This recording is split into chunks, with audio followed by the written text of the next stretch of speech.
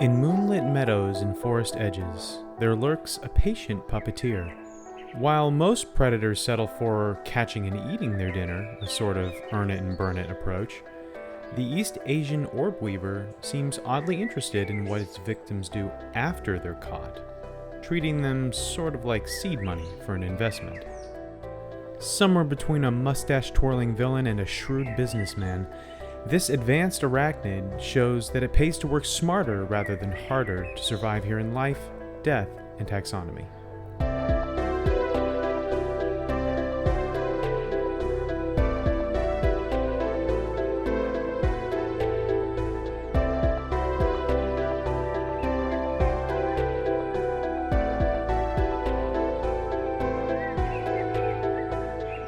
Welcome back to Life, Death, and Taxonomy. It's your 30 minutes of interesting animal information. I'm Joe.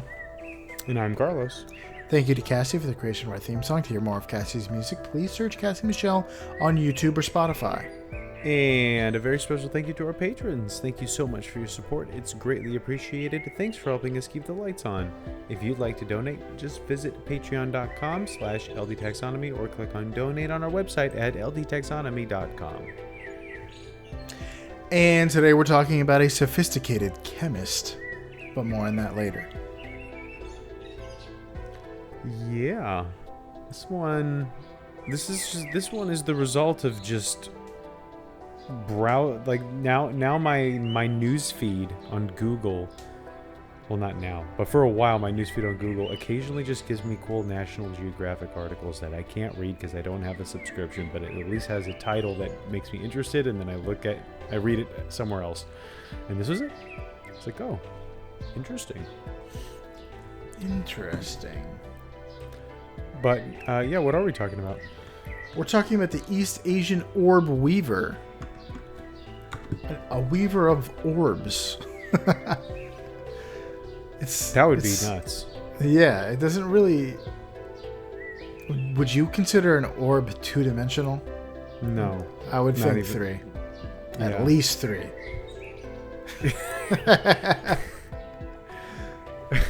No less. It's more like a circle weaver. A wheel weaver. That's better. That actually falls off the tongue. It's a spider. Falls off the tongue. Yes. Oh, yeah. It's in the. There's a whole group of orb weaver spiders, and this is one of them. It's also called the Japanese orb weaver, but we're gonna call it here Fowl City, J. Haxby, the Spider Siren, Blinkin' Beacon. That's all I got. I had more. I feel like you've done multiple Gatsby references. This have I? Feel like it. We'll see. I feel like I haven't complained enough about The Great Gatsby on this podcast, so I'm inclined to disagree with you. Complained enough? Who's making you read The Great Gatsby? The American school system. My English literature curriculum was forcing me to read The Great Gatsby. Did not and do not like The Great Gatsby at all. But one of the themes in it is old money and new money. Yeah. Yeah, you know. Spider money. Unrequited love, I suppose. Or requited but forbidden love. Anyway, I'll when we get to the part the major fact, I'll see if I can remember to tie it back into why I mentioned Jay Gatsby. Okay. But yeah, do you have any science? I sure do. Away? They're in the kingdom. You know it. You love it. You're in it. The kingdom, Animalia. The phylum is Arthropoda. The subphylum is Chelicerata. Yes. That's another great cellar door, except for I guess the T kind of ruins that, but if you do just the the alveolar flap for the T, then it works like Chelicerata. Oh, just make it into a D. Right. Yeah. That Chelicerata. Then it becomes like a massage for the brain. The class is Arachnida. The order is Aranea. Or Aranae. There's 3 vowels in a row. Araniae. Araniae. In for order, Araniomorphae. The family is Araniidae, and the genus is Aranius. So the species, the binomial name is Aranius ventricosus. Aranius ventricosus. Well, since we are in the business of naming things, it's time for my favorite part of the show and the listener's favorite part of the show, nitty-gritty nomenclature. The part of the show where I ask you, Joe, a question, and that is, what is the English translation for the binomial nomenclature, which in this case is Aranius ventricosus. I'm not letting you off the hook. We all know that Aranius means spider, so we're basically figuring out what ventricosus means. Does Aranius ventricosus mean A, wind-creating spider, B, black-backed spider, C, swollen stomach spider, or D, window-like spider? Window-like, I guess. Final answer. That is incorrect. The answer is C, swollen stomach spider. What? Like ventral would be your stomach area or your lower area. And then cosis meaning full or filled, completely filled, overfilled even. So you could also say it's the big butt spider. yeah, it's a spider with a big butt. That's probably what they meant. Not swollen stomach. But it is, that's what it means. That's we got to talk about, like, should we do thought for thought translations or word for word translations? Ventricosis means swollen stomach or abdomen. If you look at this guy, why do you think they named him large lower part? Not because he's got gastritis. Because it looks swollen, and that's its abdomen. That's its stomach. That's where its stomach is. It's not its stomach is. Its stomach is an organ inside the body. Its stomach is in there, and it looks like it has it looks like it's just eaten a big thing. It does. It has a big butt. That's what it looks like. Yeah, but when they're naming things in Latin, they don't. That's not the direction they go. Speaking of what it looks like, do you want to know what it looks like? Yes. Does it have a big butt? It's medium-sized, altogether. Proportionally, its butt is big. It's got a sturdy body, a rounded abdomen, unlike like a golden orb-weaver. It's got like kind of like pill-shaped or like long, oblong abdomens. It's a big round circle. Usually it's brown, black, or gray, which helps it to blend into bark, leaves, and other natural surfaces. Unlike, again, the golden orbs that we know and love here in North America, which are yellow sometimes. They got yellow spots, yellow areas, rather. It has the signature 8 eyes, long spindly legs. 8 of those as well, adapted for moving across its webs. And females are generally larger and more robust than males, which are generally smaller and fairly slim. Speaking of size, welcome to the Beloved Measure Up segment, the official listeners part of the show, the part of the show when we present the animal size and dimensions in relatable terms through a quiz that's fun for the whole family. It's also part of the show that's introduced by you when you send in audio of yourself saying, singing, or chittering the words measure up into ldtaxonomy@gmail.com. We don't have a new one, but that means we get to hear from an animal. All right. Bet you it's a spider. Yeah, could be. I hope it's Thaddeus J. Spider. We've done Thaddeus J. Spider. Have we? Yeah. Oh, okay. Well, that actually works pretty well here. Without further ado, the 'Cause listeners, this spider is a successful businessman. the listeners' favorite part of the show. Okay, I can't see you. Up here in the corner. The other corner. I'm sorry. I think that's Do you know who that is? Well, first of all, who's the character? Do you know who that? Is that Lucas the spider? No. You're looking for the female voice, not the child voice. Oh, would that be Charlotte? That's Charlotte Okay. from the 2009 movie. The remake. I have not seen the remake. That might be earlier than that. 2006. But I think that's Julia Roberts. Is that Julia Roberts? It is, yeah. Charlotte is Julia Roberts. I've seen 2 Julia Roberts movies.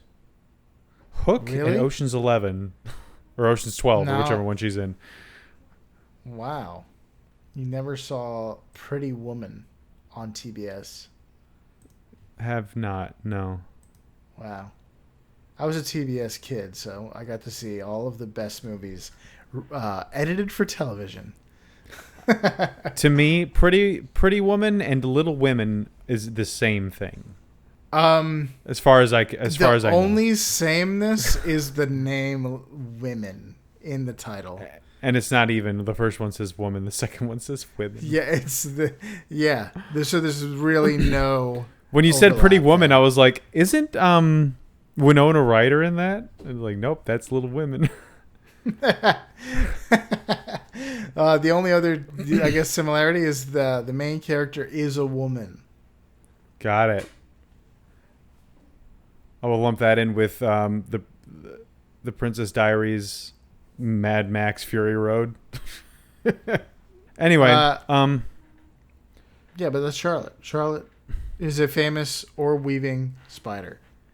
I'm assuming Okay. she's an orb weaver because she's weaving orbs with words the in it. the I guess the other voice was Wilbur's voice, Baby Wilbur, and he sounded exactly like the voice for Lucas the Spider, which is He a does.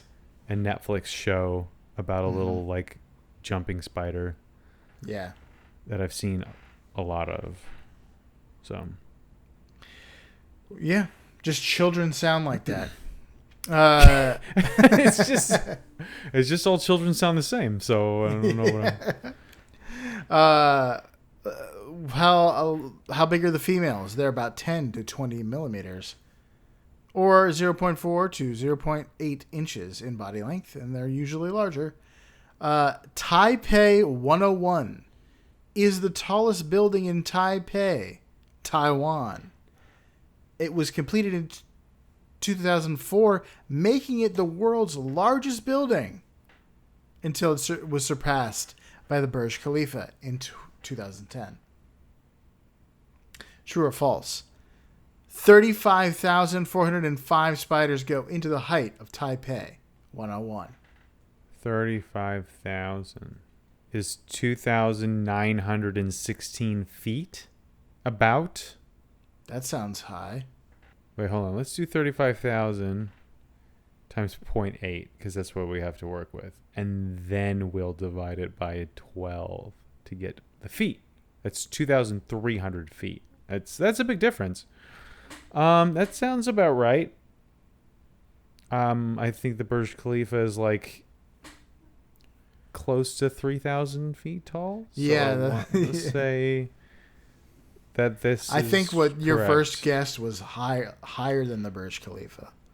Yeah, well, because it was like I was going just by their 1 inch, but they're 0.8 inches, and it makes a big difference. So I'm going to say true. The correct answer is false. The Taipei 101 is only 508.2 meters, or 1,667 feet tall. It's currently 11th on the leaderboards. Wow, So- Taiwan had something going for it, and then the Emirates were like, let's basically double the size of what you just did. Yeah. And then everyone else was like, we can almost get to that. Let's make buildings that are between like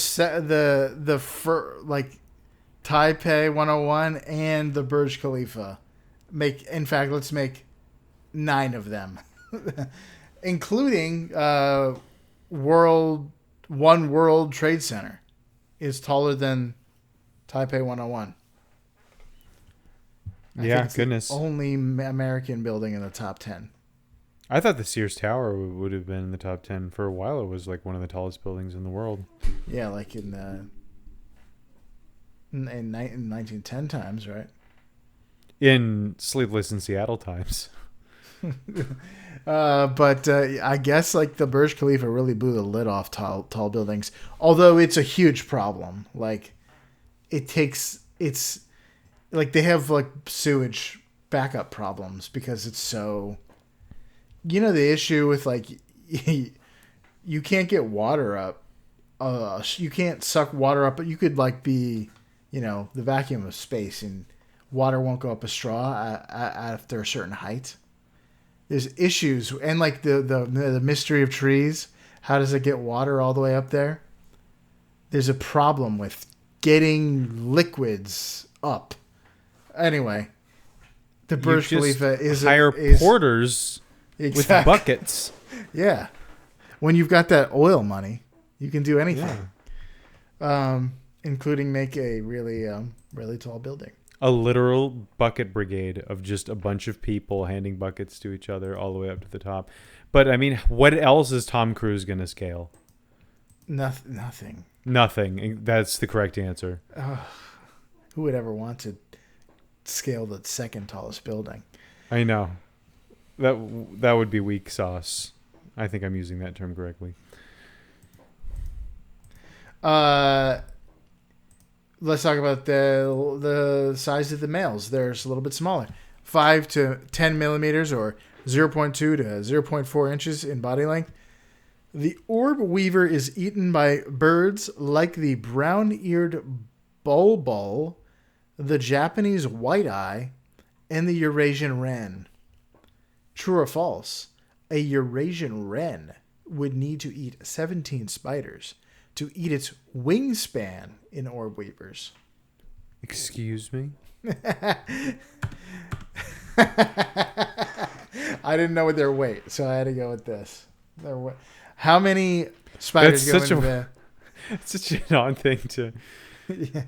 I mean, I could eat my wingspan in pizza. That's true. Yeah. Jelly beans? Easily grapes. That's easy. That's easy. I think but I eat my wingspan in beans every time I eat beans. But like, wasabi, obviously we're going to have a problem. Right. My wingspan in wasabi is going to kill me.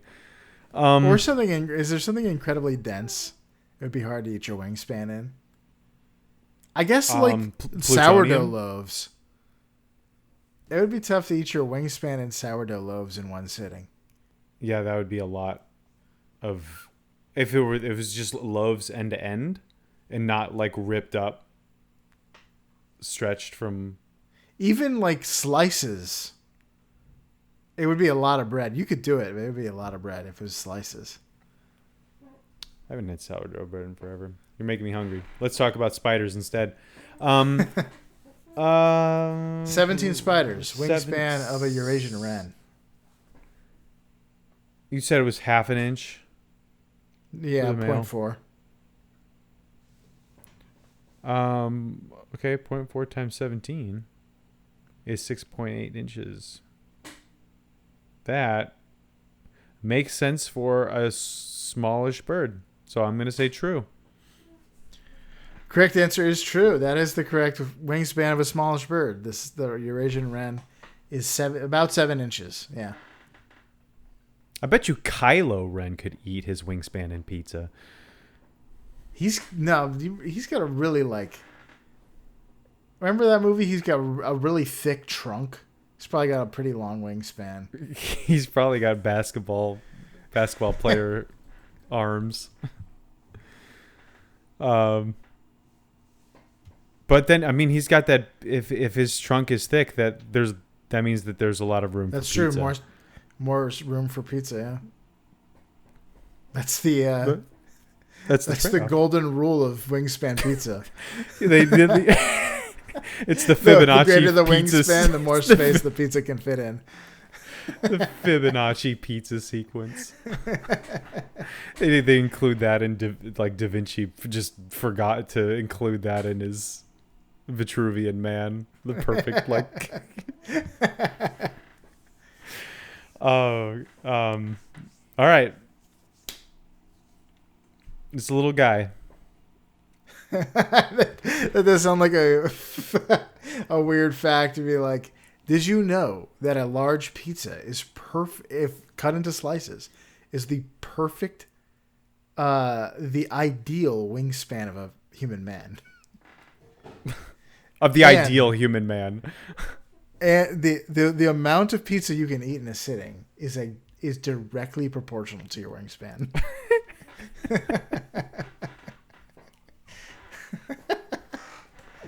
It's a golden rule of nature. That would make things easier, because I feel like I can eat way. If I had to stop, like I just couldn't eat more than my wingspan in pizza, I would have less of a problem with pizza. Well, if you ate like a Chicago style, you might have to slow down. Pan pizza. Yeah, the first time I ate a Chicago style, I ate it like a normal pizza, like at the same rate. Yeah. And it did not stay in my stomach for long. You've got to eat it at a calzone's rate. I absolutely needed to slow my roll there. That thing was the size of It's really a stromboli in terms of frequency. It was the thickness of a Pearson algebra textbook. Do you want to hear some fast facts before we get into the major fact? Yes. The East Asian orb-weaver, Erineus ventricosus, is a large, colorful spider that colorful in terms of its language. It swears, it's. It's brown and gray and black. Are we going to need to put a big colors. red E next to this episode just because this one has colorful language? Never. We won't say what it says. We'll leave that to the spiders. Yeah. Spiders, it's a spider secret. It lives across Eastern Asia, including Japan, China, Korea, parts of Taiwan. It lives everywhere in China, but only parts of Taiwan. That doesn't seem right. Morally? It's an orb-weaver, which means it spins the classic circular wheel web, usually built in vegetation between branches, shrubs, garden plants between the tree in my yard and the fence in my yard that sends me through a spider web every morning. But they do typically wait at the center of the web at night, monitoring for vibrations and signals of trapped prey, and it will rebuild the web every night, typically. Stuff gets in there. Even if you don't catch anything, like a leaf will ruin everything. But so they gotta redo it. And it feeds on a variety of mostly flying insects, including moths and flies and mosquitoes and beetles and small wasps. Large wasps become a problem, but small wasps. They're back on the menu, boys. During autumns, males will search for females and cautiously approach their web. This is a dangerous game for the male because sometimes you'll crawl onto a female's web and she'll think you're prey. The vibrations will send her into a prey drive and he'll just get eaten. Or if she's just not vibing with him, she'll eat him. Like, what's the worst she can say is no. No, the worst she can do is eat you. Yeah, there's a major confidence blow there. I mean, the fear of rejection is just the tip of the iceberg for these guys. It's like, she could reject me and I would feel bad, but I wouldn't feel bad for long, because then I wouldn't feel anything. Yeah, and it's tough to fake it till you make it. Put a little swagger in your walk when your legs are moving by filling with fluid and hydraulic pressure. You know, you're moving how you move. Yeah, you just have to work really hard to not move the same way that prey moves. Right. Females produce egg sacs containing hundreds of eggs. The spiderlings hatch later and disperse, often by ballooning, releasing silk threads that allow the wind to carry them away. Like in Charlotte's Web. Like in Charlotte's Web, yeah. Yeah. They're not dangerous to humans. Its venom is so specialized to hunting its bug prey that it's ineffective to vertebrates. Researchers analyzed the venom and found that it's packed with scary stuff if you're a bug, but even in high concentrations, it has no effect on the nerve or muscle function in rats and mice. And injected mice showed no symptoms of envenomation. So it's. I wonder if it would hurt. It's still fangs. I know golden orb-weavers, it hurts, but it's not like it's not like getting bit by even a brown recluse or anything like that, or black widow. Yeah, apparently we can drink this stuff like boba tea and be fine. I wouldn't recommend it. Probably doesn't taste good. Probably not. But that's not all. Without the boba's in it. All I got. All right. I'm calling this major fact catfishing in Morse code. So the reason why I found this guy really interesting is because they eat fireflies. That's not the only thing. I do not believe my eyes. Yeah, don't. Listen, if you saw 10 million fireflies, it's way beyond my wingspan. You would be, yeah. That's much more than your wingspan. That's why I called it Foul City. But so the East Asian orb-weaver likes to eat fireflies, but it treats male and female fireflies differently when they're caught in its web. There's a gap there.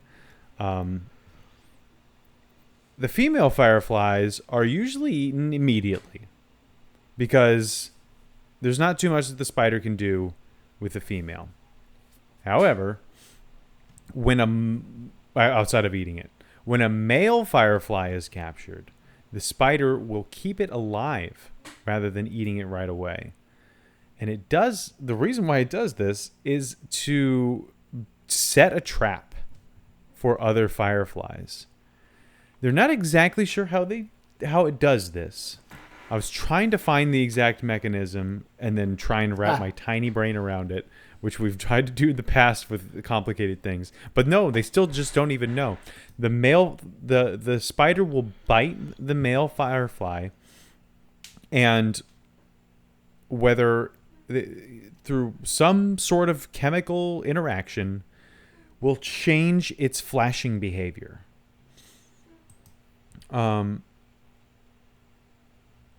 They're not sure if it is like the direct chemicals that are making this happen, or if it like blocks oxygen from reaching the certain organs that produce the light, the luciferins in the firefly. But regardless, the male firefly's flashing pattern changes after being bitten by the East Asian orb-weaver spider. So under normal circumstances, a male firefly will flash a species-specific courtship signal in order to attract females. We've talked about there's a wasp that can mimic some of these specific firefly signals to get to catch prey, to catch fireflies in particular. But once the spider bites a male firefly, it will begin producing flashing patterns that closely resemble those of females that are receptive to the signals. So if a male firefly flashes a certain signal to say like, hey, are there any ladies interested in what I have to offer? And then most females will flash back a, it's just not the right time for me right now. I have a lot of stuff going on kind of signal. I see you more as a guy over there. Yeah, I see. Like, I think we should just be friends. But the females that are interested will flash a hey, let's DM signal. So detritus munch. Detritus? Yeah, we're gonna munch on some detritus together. Yes, detritus munch. I thought you said detritus much. It's like, do you detritus much? No, detritus munch. Avocado toast detritus. So other male fireflies will see this signal that says that they'll see the signal and say, "Hey, look, over there is a female that is interested in what I have to offer, or what I could potentially offer." But it's not a female firefly. It is a male firefly that has been bitten by this spider, and there is a spider at the end of this rainbow. So the incoming males they'll fly toward the signal, and they will become trapped in the web, effectively turning one captured firefly into a living lure for additional prey. This is like an investment. Like, you get your paycheck and you could go and spend it immediately, earn it and burn it, or you could invest it and attract more money to your seed money. Let it grow. Don't bury that talent. Go and invest your master's talent. Earn 5 more. So yes, this strategy allows the spider to catch obviously significantly more prey than it otherwise would if it was just waiting for fireflies to passively run into its net. Instead, it hacks the fireflies it does catch to send out a distress signal. Not a distress signal, but the opposite of distress signal. But it's very similar to, I don't remember who does it, but in Star Wars, they send out like a, hey, all Jedi, come to the Jedi Temple. I swear we're in trouble. No need to bring swords or be on your guard or anything. Just come on down. And a bunch of Jedi come to the Jedi Temple and get killed. So like Omni-Man in the first episode. Yeah, like, hey, we have a problem, and then you're trapped in here with me. So the researchers have observed that the spider appears capable of inducing different flash patterns depending on the species of the firefly that is involved. So this is a very specialized form of behavioral manipulation. There's some level of understanding of, like, I have this firefly, therefore I need to bite it and make it do this pattern. And they still don't know how this happens, how exactly the chemicals are interacting with the firefly's biology to make it produce the signal. Because normally males, they have a male. It's not even like, oh, I just need to activate this, this nerve pattern to make it do something it normally does. It's a male. It doesn't usually give this pattern.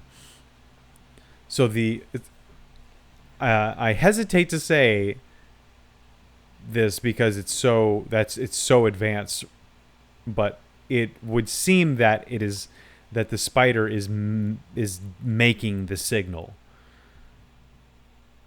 Like, okay, we're gonna flash once. Okay, then we're going to flash twice quickly here.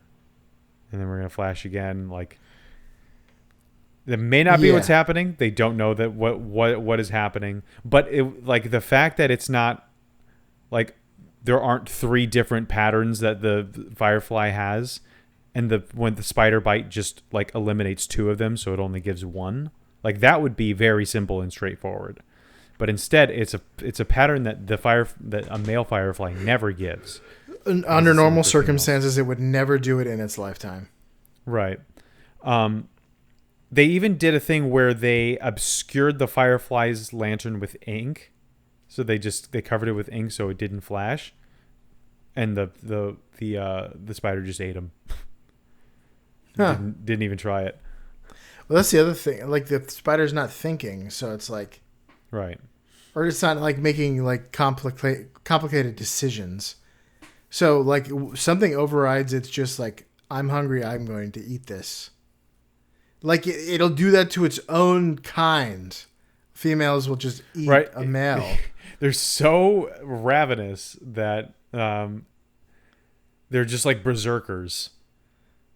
Just whatever's in my way is about to get eaten. But if a male firefly good gets investment opportunity, right? They like Thaddeus J. Spider. They are successful businessmen. Oh yeah, I promised I would tie this into the Jay Gatsby thing. Oh, the yeah, whole I think theme I of the got Jay it. Gatsby has got the green light that's flashing off in the back that symbolizes his love for Daisy. I don't know. Some English I thought major's he was gonna have staring at a light, thinking it was symbolizing her, like, carrying a torch for him. Who knows? I don't know. There's a light. There's a green light that he stares at on the docks. Right. Yes, and I believe it flashes. So, and it means a whole host of things depending on whatever you care about. That's how literature interpretation goes, which is why I don't like it. But yeah, it's a siren's call. I thought it is very, it's interesting at the very least, possibly borderline genius, most likely just like this spider is so specialized that this is just its instinct to do this with this particular kind of prey, because it's also species specific. So it's not just like fireflies in general. It's this species needs this signal to attract the males. It's just like the diving bell spider, where it's just like, I don't understand the road to this not happening to this happening. The development of this doesn't make sense. Yeah, how would it go from like one day one of the like a spider bit a male firefly, and it emitted a signal that perfectly matched a female receptive signal, not just a female signal, but a female that is is ready to go, and a bunch of more fireflies ended up in his net, and he was like, well, I guess I should do this more often and teach my children how to do this. Right. I mean, But the way that you would think this works is that the ones that like did not automatically eat the firefly had the light attract more, and the ones that did that, more survived and ate more. But they like, got to eat more. They got to. there's they were more there's a likely to billion procreate. there's billions of spiders all over the earth not doing this and eating plenty of things that fly into its web. This is something So you could it's say not about like- a lot of things in the animal kingdom, I'm realizing. Right. Like, Yeah. why does this animal have this super specialized skill or ability or thing on its face when it's also eating fish? Everything eats fish. Like, So does it? Why does this have this ability or what have you? How did this develop? Why wouldn't everything be able to do this? But for the grace of God, for us to just make this podcast and enjoy it. But for the grace of God, go I. Yeah. As I look at this spider, like, yep. Yeah. Thank goodness he made them all unique And cool. Because we would have very few episodes if they were all the same. If everything was a crab like it's supposed to be. A crab or a mouse. We're all just crabs and mice. We're on our way to crabs and mice. What a boring world. But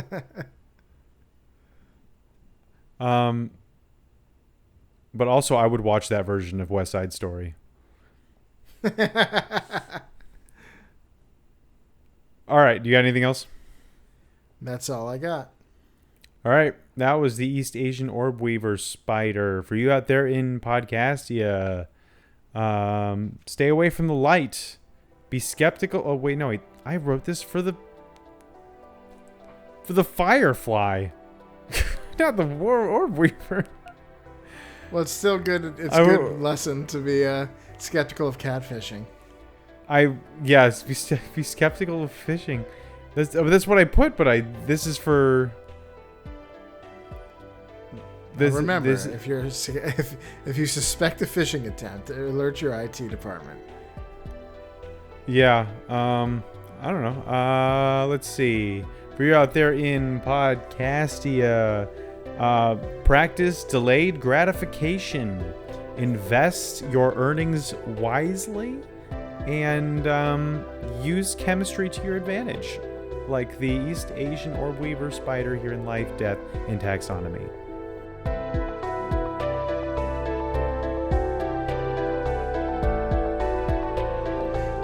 Hey Taxonomy Titans, I just want to remind you that we have a Patreon that you can find by going to ldtaxonomy.com/donate.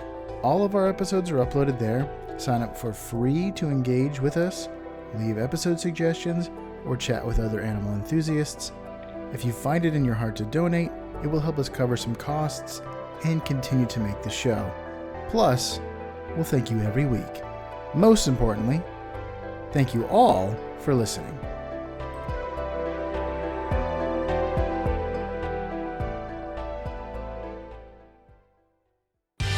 Life, Death, and Taxonomy is my favorite in the world podcast. 10x go. growth. Yeah. 10x.